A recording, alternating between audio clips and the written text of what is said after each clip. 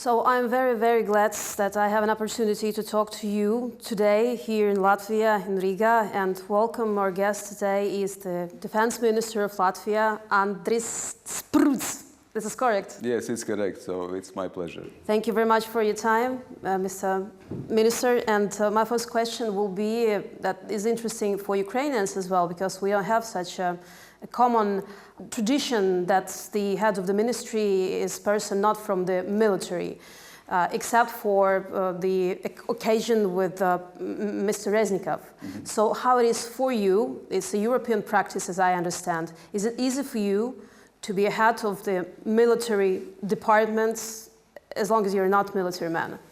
Yes, absolutely. So I think this is a European tradition to have a civilian control, to have a democratic control over the military, and that's why civilian or civil representative is the person usually who becomes a Minister of Defense. So if you look back also in our history, so pretty much they were civilians. As for myself, yes, I've been in a international security, national security, foreign affairs business as a research fellow, as a faculty member for few decades. So this topic, the main area is not far away from my interests as a research fellow in the past as well. And actually, I was in a shadow government before elections, nominated as a Minister of Defense. Mm. So now it's already the governmental business, but my previous experiences as a faculty member, as a researcher, as a also politician was very closely linked with international national security. Yeah, we'll talk about this right now. Just to make its story close, it's not problematic and not quite difficulties for the person from not military to be head of the military institution, because it's a normal practice for Europe. It's just for Ukrainians to set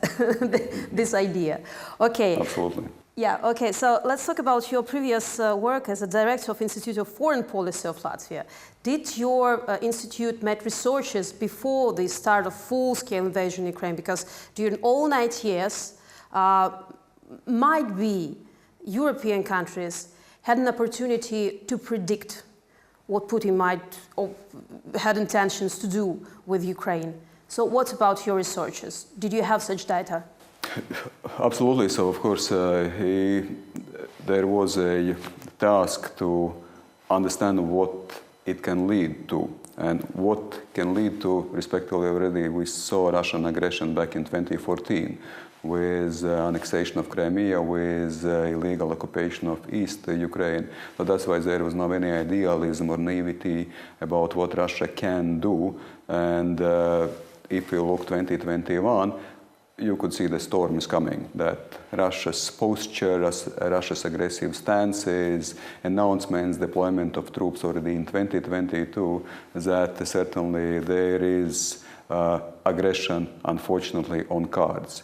Of course, there could be questions, what kind of way, what kind of tools, how large the invasion would be, but assessment was that it is coming, that it will be a brutal war, but of course also already then there was understanding if it's really the full-scale invasion, full-scale aggression, it may lead to the destruction of Putin's regime and Putin himself. And I still believe and hope that this is actually a chance and scenario that already in the near future Putin, by invading Ukraine, actually at the very end not will legitimize his regime, but vice versa, actually undermine and destruct his own regime. Rather, it's my maybe emotional question, because I heard that the President of European Commission, Ursula von der Leyen, lately mentions that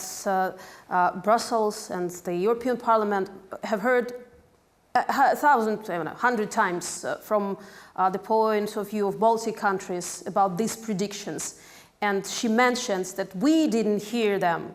So now it's our fault that we didn't hear you, I mean, your countries. So now do you think they do hear, they do understand that it was a great fault of the whole European Union? Of course, there were different voices, and Europe is pluralistic societies with different voices, with different perspectives. And let's be again realistic that our perspective here in the Baltic countries, in Poland, we live next to aggressive country for ages. We've been occupied. We experience brutal experiences ourselves. And of course, that's why there is such an emotional affiliation, affinity, and support to Ukrainians. But there are countries, there are nations which have different historical experiences, which are geographically and geopolitically located in different parts of Europe. Of course, that also influences the perspectives. And one of the European positive sides, but also challenging sides, had been understanding that interdependence and welfare can lead to peace.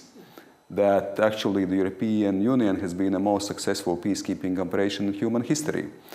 And there was an expectation, in a sense, that actually this peacekeeping operation can also be exported to some extent, also in relationship with authoritarian, undemocratic, aggressive countries. It seems, it's clear that it didn't and it doesn't work. And just recently I met with a German colleague, with German Minister of Defense, Mr. Boris Pistorius, and we discussed exactly this Zeitenwende. It's a change of times, it's change of paradigms, it's change of perspectives. That this interdependence, the welfare, it's not anymore such a strong principle. There are strong principles, but absolutely we realize that we live in a world where security, that cooperation among like-minded nations is becoming as a top priority. So that's why, yes, let's not deny those differences, diversity within the European Union, but basically Europe as such, or transatlantic community, or Euro-Atlantic community, has also paradigmatically, fundamentally changed, and changed also outlook and vision with regard to such countries as Russia.